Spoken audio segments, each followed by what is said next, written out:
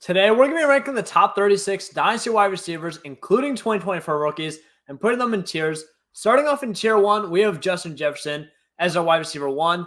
Now, he is the best real-life wide receiver and is able to translate that to fantasy football, putting up 19.6 points per game over his first 4 seasons at only 24 years old. There's really no debate here. We do have a few questions about what the Vikings are going to do at quarterback with Kirk Cousins. However, either Jefferson stays in this high-powered offense, has Kirk for a few more years, or he gets a mega deal, is the main focus on his new team.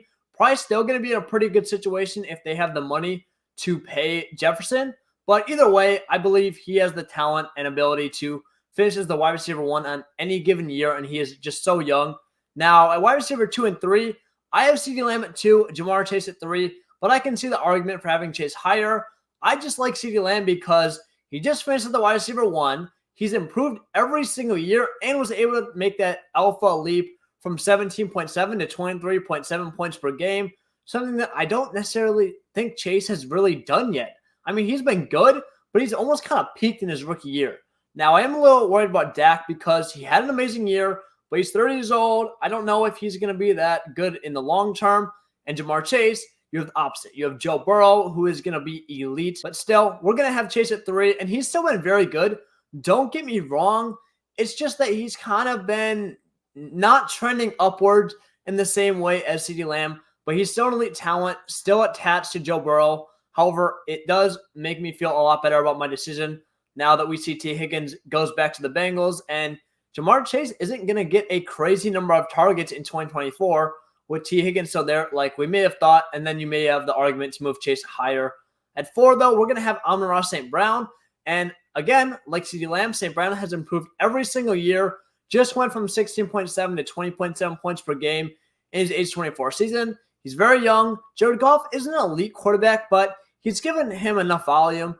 And the last question we kind of had with Amon-Ra was, can he handle target competition? Because he was a later round draft pick, but Sam Laporta comes in, he goes crazy. He breaks almost every single rookie tight end receiving record, and Amon-Ra St. Brown's still great. And our last guy is Marvin Harrison Jr., and you may hate this. You're either going to be on the side of Marvin Harrison Jr. is the best player to ever walk on this earth. I want Marvin Harrison in every single league, or Marvin Harrison Jr. is so overrated, and I don't know why he's being ranked this high, and he hasn't played a single snap in the NFL yet. Now, I'm kind of at a split between these two, where I believe Marvin Harrison Jr. is truly generational. He is that good. However, I don't think I can move him above guys like Amon-Ra, and I see people already doing so. That said, I think he still has to be in this tier 1 because let's just say Marvin goes out and has a 4-game stretch like Puka. He is probably going to become the Dynasty wide receiver 1 because he has the pedigree, he has the talent, he's going to get the draft capital, and people are going to go crazy over him. Because of that insane market value Marvin possesses, I have to put him all the way up here at 5. But let's drop down to tier 2. We're going to go Puka Nacua, and again, just talking about Puka, he would probably be higher than this if he wasn't a 5th-round pick out of BYU. He broke almost every single rookie record imaginable last year. He took Cooper Kupp's spot, and he's in a great situation with the Rams. However, you do have Matthew Stafford getting older, Sean McVay, there's been rumors about him retiring, moving on. So it is a little concerning. I don't think Puka is a product of his situation. That said, I will say it definitely helps him out. Again, good players are good players, but good players get even better when they're in great situations. At 7, we're going to have Garrett Wilson, and I know he hasn't been good from a fantasy football perspective so far in his NFL career. That said, he has been insanely good at drawing targets, 168 targets, catching 95 passes. I just don't really know what to say at this point. Only 12.7 fantasy points because Zach Wilson's throwing the ball. Only had 3 touchdowns. Clearly an issue with his quarterback here. However, let's not forget about Aaron Rodgers. He's coming back. I don't think he's going to be here for the long term. I don't know if he's going to be great. But we were also excited about, Garrett Wilson and Aaron Rodgers are about to break the NFL last year. Now, Rodgers is already old, so I'm not really sure how much his ACL is actually going to affect him because he doesn't really move anyway. Where is the hype now? I think he's in the same place where he was last year.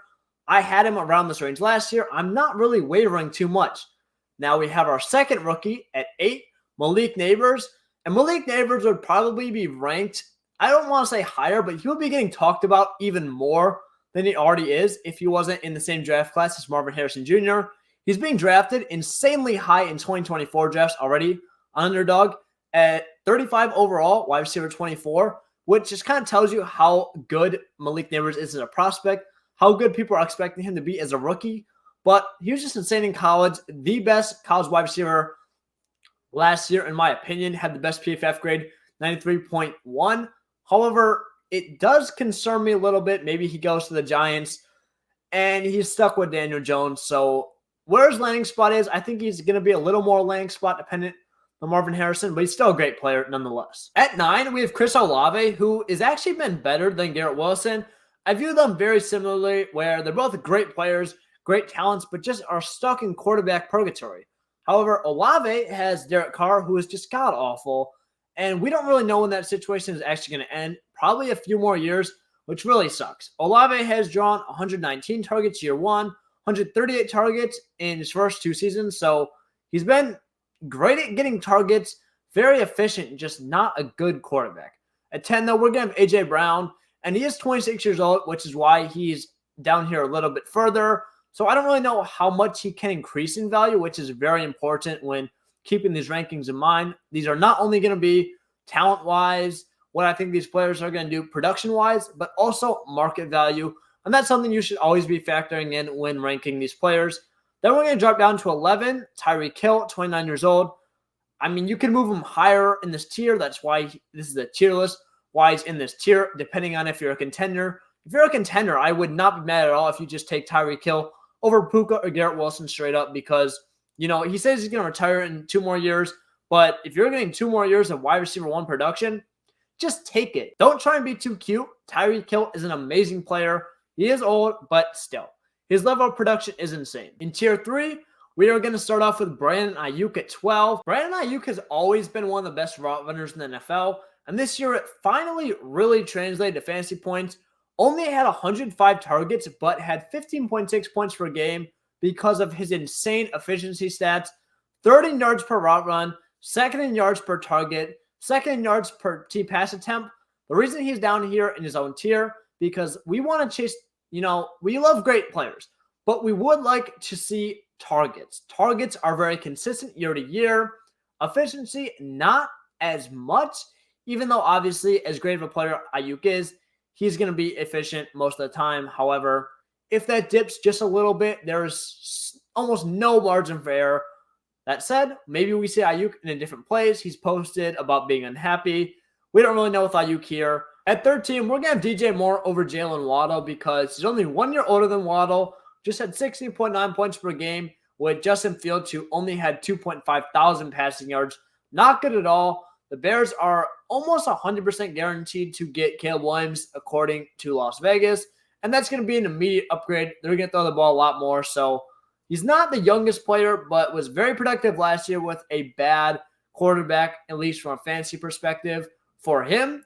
But I expect him to get even better next season from a points per game perspective, even if he doesn't increase a crazy amount in value. Jalen Waddle, on the other hand, I think is just kind of stuck at 14 because he's still relatively young. I think he can put up a 15 to 16 points per game season, but he's never really going to cross over 120 targets with Tyreek Hill. Maybe Hill moves on in 2 years. It just seems like Waddle is kind of stuck. We kind of know what he is, even though he's a very good talent and I really like him. At 15, we have Nico Collins, and I've never been a huge Nico Collins fan, but he was amazing last season. He is a big Alpha X receiver, and he's tied to CJ Stroud. My one concern is that maybe Nico Collins wasn't responsible 100% for his breakout. It probably was a little bit of CJ Stroud. How much? I don't know. And that's a little worrisome because he is a free agent in 2024. If the Texans just think that they can get anyone else to replace him, Collins is probably going to drop in value if he goes to another team, another situation, and just won't put up the same type of numbers he's been putting up with Stroud. However, if he does stay, I think he's going to be in a great situation, and I think he could be very productive for the rest of his career. Then to round out the tier, we have Devonta Smith. He's very similar to Waddle, except Eagles really don't throw the ball as much. 11th least pass attempts last year. I still think Jalen Hurts is a good passer, and I'm betting the Eagles to bounce back. So Smith, I think, is going to have, 14, 15, 16 points per game max. A.J. Brown's there. He's not crazy young, but he's only 26. So it's not like Devonta Smith is going to have that wide receiver 1 role in just a few years. I think we kind of know what Smith is. Dropping down to tier 4, we have Michael Pittman at 17. And I think he's being a little undervalued because people thought Pittman was going to break out much earlier than he actually did. However, last season, he put up 15.6 points per game with Gardner Minshew. I love Gardner Minshew as much as the next guy, but he's not really that good from a fantasy football perspective. At least he throws the ball, but he's not that accurate. I mean, we're never going to say Gardner Minshew is an elite quarterback if we're being serious. If he comes back to the Colts, he has Anthony Richardson, who gives him a ton of upside. However, if he goes elsewhere, he's going to get paid a lot of money, going to be the number 1 wide receiver more than likely, and get a ton of targets. So I think that either option is really good for Pittman. Then we're going to have our third rookie at 18, Rome Odunze. Odunze is very talented, and let me debunk a reason why you might hate Odunze real quick. He's actually not a fourth-year senior, even though he technically is. Still very young, and he had a COVID year with Washington where he only played 4 games. So in my mind, he is basically an elite prospect. Put up a 92, 1.64 receiving yard season and 13 touchdowns last year. He has that ability to become a wide receiver 1 on a team, depending on where he goes. I could see him having a T. Higgins plus type career. He kind of reminds me of that archetype, but I think it could be T. Higgins if T. Higgins was actually the wide receiver 1 on a team. Worst case scenario, he is the wide receiver 2 and will be what T. Higgins probably was. I really like that comparison, in my opinion. And people are forgetting T. Higgins before this kind of downward spiral was being valued extremely highly in Dynasty Fantasy Football. At 19, we have Rashee Rice. Never a big fan of Rice coming out of SMU, but he was great in year 1. I mean, what else do there say? He's attached to Patrick Mahomes. However, the Chiefs have the ability to draft another wide receiver. So I don't really know if Rice is safe for the long term, which is scary to think about. He's not necessarily a route technician. He's not that alpha wide receiver. He's more that gadget type player. He's very fast, can create with the ball in space. But other than that, I don't know if he's a lock. However, that said, let's not take away from his 13.3 points per game rookie season. I think he should get better even if they bring in someone else. I just don't think he has much upside as a guy like Odunze and Michael Pittman, which is why I have him down at 19. Now, Drake London is one of the hardest guys to rank. I have him at 20. Who knows what the Falcons do at this point? I'm going to either move him up a ton or down a ton, depending on where the Falcons go in free agency. I would really hate Justin Fields because he's not going to pass the ball as much, and it's probably going to give you a similar situation to what he's been dealing with his whole career. And they do have Kyle Pitts still Bijan Robinson. However, it almost seems like it just can't get worse than Desmond Ridder. 21, we have T. Higgins. I still believe in T. Higgins. He is back with the Bengals for 2024. Still a good player. And then we're just going to wipe away last season. I know Joe Burrow was injured. T. Higgins was injured. I trust in the talent. I think he's going to sit around 13, 14, 15 points per game. Maybe long-term he becomes a wide receiver 1 elsewhere. He's still fairly young, but I like T. Higgins a fair amount. At 22, we have Jordan Addison, and I could definitely see you putting Addison higher than this. I'm just a little concerned that he's going to have to compete with target competition with Hawkinson. Kind of going to be stuck in that same wide receiver 2, maybe wide receiver 3 role behind Justin Jefferson if he's there long-term. We don't really know what's going on with Kirk Cousins.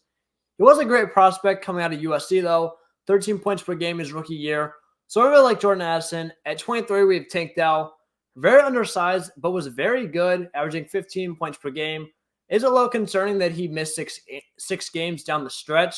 And considering how small he is, I am going to take that into account, even though I normally wouldn't, just because we've literally never seen a player his size be productive in the NFL. That said, I'm still going to have him as a top 24 wide receiver because he's in this Texans offense. He's attached to CJ Stroud. And it was amazing as a rookie. Also, keep in mind, he was a late declare, so he is an older rookie, already 24 years old.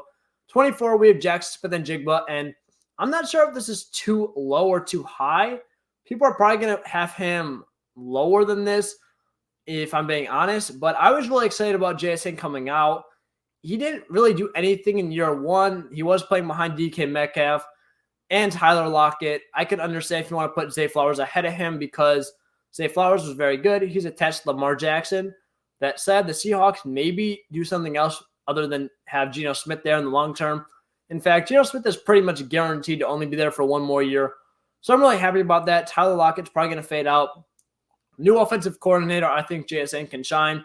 I'm just holding on to the fact that he was better than Chris Olave and Garrett Wilson at a younger age at Ohio State, who are both significantly ranked higher than this. Then ending this tier, we have Zay Flowers, who I really like as a prospect. He's very flashy, very exciting. But keep in mind, Mark Andrews missed time last year. Lamar Jackson's a great quarterback, but they have the second least pass attempts in the NFL, 29.1, which really hurts Flowers' upside. That said, good player, 12.9 points per game, 108 targets. So I think he's only going to get better, but I don't think he has the size or ability to become a long-term wide receiver 1 for the Ravens. Starting off tier 5, we have DK Metcalf, who is phenomenal from a real-life perspective. That said, he's really that good because he's a big athletic freak that can play on the outside. He hasn't been able to put up a crazy amount of fantasy production, had 17 points per game in his 2022 season, but since then has never really gotten close to that. 14.4 points per game, 13.3, 14.1. He's on 115 targets and more every single year since 2020 and just had 141 targets in 2022. That said, I'm expecting JSN to take a bigger leap. They still have Tyler Lockett for now, so a little bit of target competition could go down. He's never even been great with that high number of targets, and we don't know what the Seahawks plan is after Geno Smith, so it's not like we can say DK is going to be attached to a great offense and a great quarterback for the long term. Then at 27, we have Jaden Reed, and Jaden Reed is either going to go much higher than this next year, or he's going to drop off this top 36 list entirely, in my opinion, because he's tied to Jordan Love. He was great as a rookie, but he only had 56.8% of the snaps. That's a little concerning, and it's not because he was a rookie. It was the whole year. He had 16th overall in slot snaps. That's because we're concerned Jaden Reed can't play on the outside, can only play in the slot at 5'11", 187 pounds. Now, what the Packers decide to do with Reed is going to be a question. I think they're definitely going to have him on the field, but Christian Watson's coming back. You have Romeo Doubs. Maybe they address the wide receiver position. They have Tucker Kraft. They have Luke Musgrave. They have a lot of options where maybe Jaden Reed isn't going to be on the field all the time, which is going to hurt him. He has to be crazy efficient that way, but that said, it also just could be his rookie season. He wasn't able to adapt and play a ton of snaps. Maybe he'll be better on the outside next year, and he could absolutely skyrocket. So I think 27 is about where I feel comfortable taking him to that upside profile. 28, I had Brian Thomas Jr., who I really didn't like, but man, he is the opposite of Jaden Reed. 6'5", 198 pounds measured in before the combine, and he's projected to go in the late first round, which means he could go to the Bills, the Chiefs, which would be a nuts landing spot, and he will go even higher than this. That said, I think he's probably going to be a long-term wide receiver too, because he played next to Malik Neighbors at LSU, was very good. Again, he's going in the late first round, so the team's right there. The Bills, they have Stephon Diggs. So maybe he could be the long-term wide receiver 1 on the team, but I kind of see him as a wide receiver 2, which I don't mind at all considering how well he played next to Malik Neighbors in college. 29, we have Troy Franklin. He's more of a deep threat, which is a little concerning, but he was able to draw targets in college. 20.6 target share as a sophomore, which did drop a little bit in his 2023 season, even though he had better counting stats. That said, it all depends on where Troy Franklin goes for me, because if he's able to draw targets, if he's able to, be in a good offense where he's the wide receiver 2, wide receiver 3, I don't mind that. However, maybe he's the clear wide receiver 3, fighting for wide receiver 4 as that field stretcher. I'm probably going to be completely out on Troy Franklin. Then at 30, we have George Pickens. Never been a big fan of Pickens because he really can't separate well. But at the same time, he had 12.3 points per game with Kenny Pickett, who just sucks. Hopefully they get someone else than Justin Fields, even though last I checked on Fields, there was negative money on him going to the Steelers, which was a few days ago.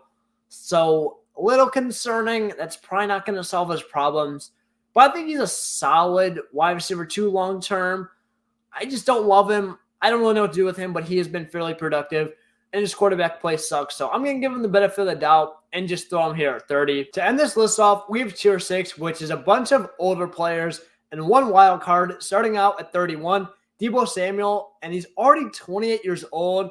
The worry to me about Samuel is that he had 225 rushing yards and 5 rushing touchdowns, which is obviously, as he gets older, not going to continue. He had 16.2 points per game last season, but he doesn't really have the ability to go much higher than he is. I think he's only going to fall, especially considering the amount of target share the 49ers have. He isn't that efficient next year, and he can drop like a rock. That 32 is Stephon Diggs. I'm still going to have him here at the top of these veterans because I think he's a good player. It is worth noting that the Bills fired Ken Dorsey in the middle of the season, so the new Bills OC really didn't have a ton of time to adjust. That's Joe Brady. In the offseason, I think that they're going to game plan around Stephon Diggs because he's only 30 years old. It's not like he's crazy old, but he definitely only has 1 or 2 more seasons. And the main reason you really want Diggs is because he's tied to Josh Allen and an elite offense. 33 with Devontae Adams, and he just had the worst fantasy football season since 2017. I'm not complaining about 15.6 points per game, but he obviously is going to lose value every single year. Maybe the Raiders go into next year with Aiden O'Connell, who's just going to be very bad. So you hate the offense. Unless they go out there and get a really good quarterback, I don't even know what they could possibly do to really help out Devontae Adams in his last few years. But we're going to have Adams at 33. 34, Mike Evans. Maybe he goes to another situation, but the Chiefs is really the only place where I can see him going for a few more years and just going nuts. I said he just had 16.6 points per game last year. He really can't increase in value, and he's probably going to be a high-end wide receiver too in 2024. The Buccaneers are probably going to extend Baker Mayfield, which will be very nice for Evans because Mayfield loves to throw the deep ball, and Evans isn't great at that, obviously, as we've seen over and over in his career. 35, we have Cooper Kupp. Cooper Kupp is, in 2022, just had 22.4 points per game. It was just dominant. However, I think his ship has sailed for being the wide receiver 1 in the Rams. I think that belongs to Puka now, but he's still a good player, and I think if he plays in the slot, they use him right. Sean McVay does what Sean McVay does and cooks up a great scheme involving Kupp. You could have another few more 13, 14, 15 points per game season at the end of his career. And 36, you really can have whoever you want here. I wouldn't knock you for having your favorite guy here that you think deserves to make this list. Let me know down below, but I'm going to put Christian Watson here because he has so much upside. Former 34th overall pick, 6'4", 208-pound speedster. He just looks like a super freak on paper and was amazing his rookie season, at least the back end of it. This season, he dealt with injuries once again, and in weeks 12 and 13, I was getting excited. He was heating up, then he goes down once again. So at 36, he does get injured, and I really hate to call people injury prone, but it is unfortunate the string of injuries put together. That said, I'm just going to take a shot here. If he can stay in the field, he has the ability to rise up out of this tier and probably become a top 24 receiver if he has a pretty good 2024 season. That said, I hope you guys enjoyed the video. Be sure to like, comment, subscribe. Let me know what you liked about this list, what you would have changed, what players you have from this list down in the comment section below. And again, thank you guys so much for watching, and I'll see you guys in the next one.